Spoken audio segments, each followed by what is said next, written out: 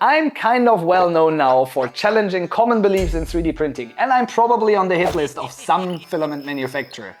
But under my most successful series, the carbon fiber PLA scam, you guys actually challenged me, which I love. You suggested that most of the problems I encountered could be solved by simply annealing those parts. So today we're going to do exactly that, and we're going to put it to the test. Does annealing solve all of my problems, or is this part 4 of the biggest scam in 3D printing? To make this test as fair as possible, we are again going to make an extensive set of different tests. And we are not going to compare one material. We're actually comparing 4. PETG with its CF counterpart, PLA with its CF counterpart, and we're also going to compare annealed versus raw material to see if there is anything about that claim to make it stronger. So people actually crediting different mechanisms for making parts stronger that are annealed. Some say there is a simple relocation of the polymer chains within the material so it gets a more crystalline structure. So we are going to test that with standard material testing and see if we can improve the mechanical properties from raw to annealed. The second claim they do is that annealing helps interlayer bonding, rearranging the polymer chains in the bonding area or in the layer area to adhere better to each other. So we're going to test that as well. And we're also going to test the biggest downside of annealing, which is warping and material like retraction or shrinkage. So we are going to use 3D scanning to verify or to compare the change in geometry from one part to another. Of course, we are going to use scanning electron microscopy again. Some of you actually claimed that annealing the part would make the polymeric matrix move a little bit and it would make it able to close the gap between the polymer and the fiber itself. So the fiber can then transport some load and actually do what the carbon fiber reinforcement is meant to do. So as you see, there will be a quite extensive suite of tests again. To understand what annealing is supposed to do, we actually have to zoom in. And I mean really zoom in. Inside every part there are long polymer chains, and immediately after printing they're essentially frozen in place. A big tangled mess. Think of throwing a box of spaghetti on the floor. Everything is connected, but not particularly organized. Annealing means heating the plastic high enough so those chains gain mobility, but not high enough that it melts. The idea is that the chain can slowly rearrange themselves into a more favorable state. In semi-crystalline materials, this can increase crystallinity, which usually means higher stiffness, better thermal resistance, and some improved mechanical properties. So far, so good. But there's also, of course, downsides for annealing, because annealing makes a material also retract or shrink. And this shrinkage is quite uncontrollably, so you can't reproduce it and just like include it into your design. So I want to see how accurate my parts are after annealing, because what use is the strongest ever part if it's just a bent little mess of a part? But enough of all the theory, let's actually going to test it. Oh hey guys, this episode is actually sponsored by me. You see, we have access to all this awesome testing technology, but a single micro CT image can cost us up to 800 bucks. So I would really appreciate if you could consider becoming a channel member and support us in what we're doing. And if you don't have the means to become a channel member, just subscribe. It would be a big help to us and we would really appreciate it. Let's get on with it.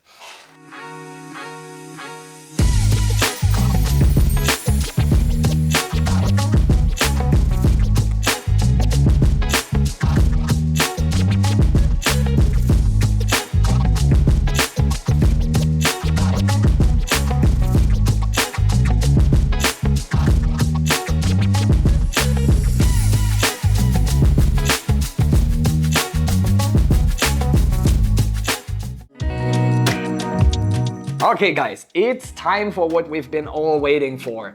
Time for the results. This was proudly supervised by our Annealing, which make sure that we don't do anything wrong. So our sample size was about 160 samples, so 20 samples per material, and we averaged everything out for you to better understand. We will go mechanical, dimensional, and right at the end we will look again into our scanning electron microscope image to answer the big question we had at the beginning. By the way, we used this time a different manufacturer for our PLA and CF because you guys said it was the manufacturer last time.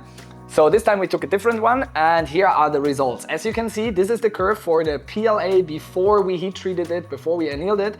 And here you can see the annealing or the annealed sample as a curve. You see there is not much difference. The only difference is that our curve is a little bit more to the left, which means less displacement before it broke. When we look into the average, we actually lost about 0.7% of mechanical strength in the Z direction.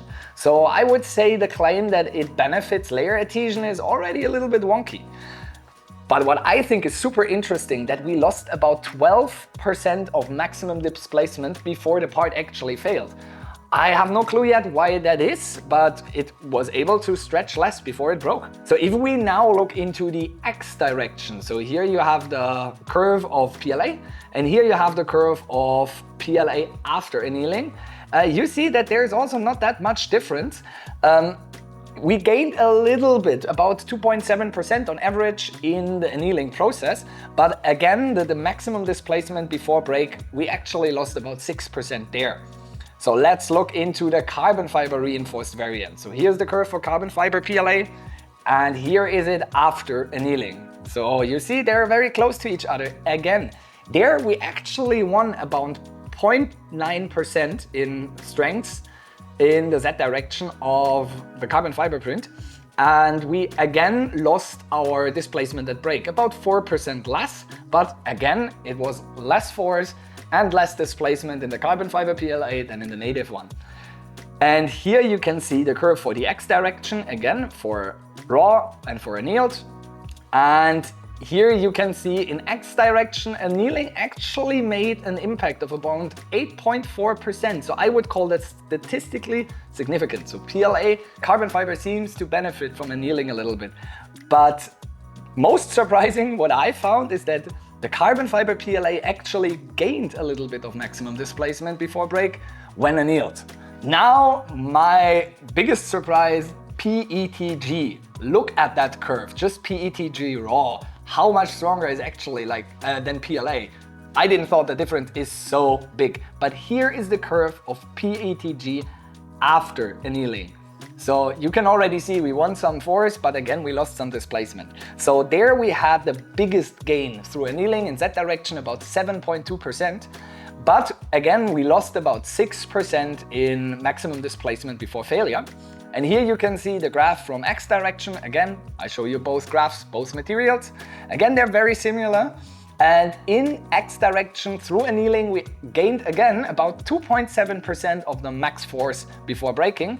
And this is huge. We gained 36% of maximum displacement before failure, which I think is like a lot of difference. So PETG seems to gain much more from annealing than the others, but we will talk at the end about it. So, and here the carbon fiber PETG. So, and this is the part where I said I was shocked. You see the difference to raw PETG? Maybe I chose the wrong material for my biggest scam in 3D printing video when I chose PLA, because PETG, carbon fiber, sucks.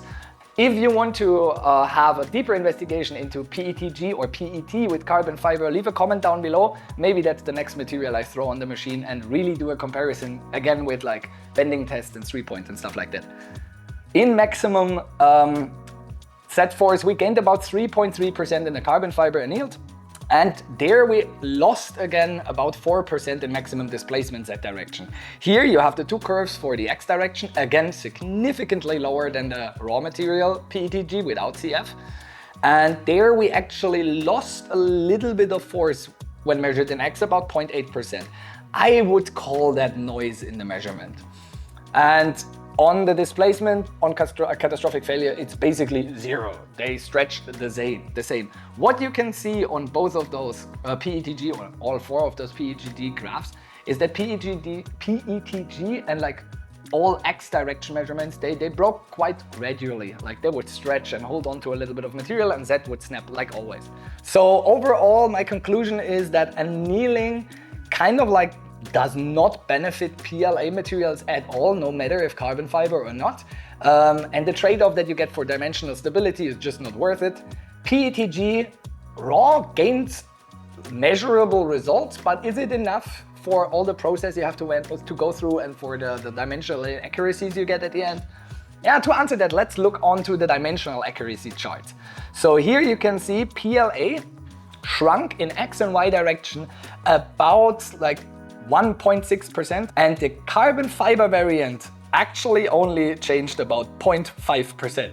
So the claim that carbon fiber helps with temperature stability or with material shrinkage when heated seems to be true. In PETG though, this one struggled the most from annealing. The parts were slightly bent and the material shrunk like close to 3% in X and Y. But again, the carbon fiber stabilized it again to about 0.6-ish. The funny thing, or like one surprising thing I found, is that in Z direction, all my samples actually expanded. They didn't contract at all. So we gained about 1.1% in PLA, we gained about 0.5% in PLA-CF, and we gained about 1.8% in PETG in length. And we gained about 0.75 in carbon fiber PETG. So it seems that the annealing process will shrink your parts in X and Y, but actually expand them in X, which on more complex part could lead to all sorts of bending and warping. So dimensional accuracy will be hard to achieve.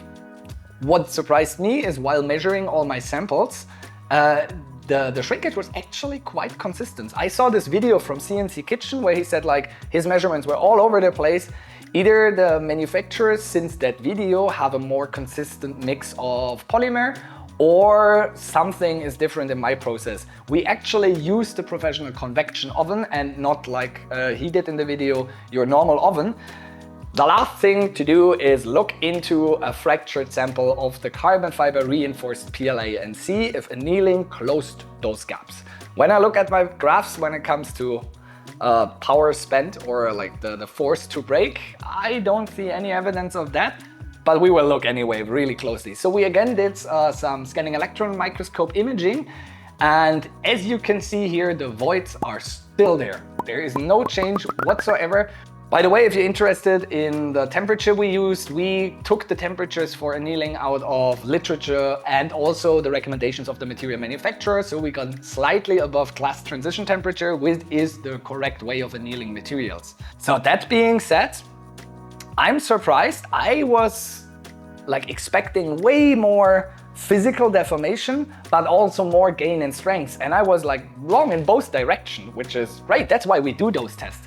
So the physical deformation is not as hard or devastating or unpredictable as I thought, but also the gains are basically neglectable. The only thing is that like PETG actually in X and Y gains a lot of strength. So if you have a part that should hold a lot, but it doesn't need to be super accurate, annealing might be a way to achieve that. Other than that, I would say annealing, I call it cap. If you have anything else that you want me to test with all the equipment we have, please leave it down in the description or down in the description.